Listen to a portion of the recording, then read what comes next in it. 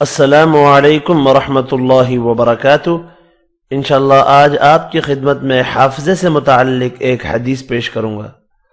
حضور اکرم صلی اللہ علیہ وآلہ وسلم نے فرمایا، 5 چیزوں سے حافظہ تیز ہو جاتا ہے۔ نمبر 1، مٹھاس کھانے سے یعنی میٹھا کھانے سے۔ نمبر 2، جانور کی گردن کے قریب کا گوشت کھانے سے۔ نمبر 3، مسور کی دال کھانے سے۔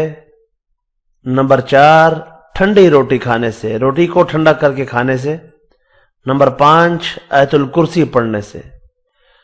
اگر آپ اپنا حافظہ تیز کرنا چاہتے ہیں، اپنی میموری تیز کرنا چاہتے ہیں تو ان 5 باتوں پر عمل کریں۔ میٹھا کھائیں، جانور کی گردن کے قریب کا گوشت کھائیں، مسور کی دال کھائیں، روٹی کو ٹھنڈا کر کے کھائیں، آیت الکرسی کو زبانی یاد کریں اور جتنا مناسب ہو اس کو بار بار پڑھیں۔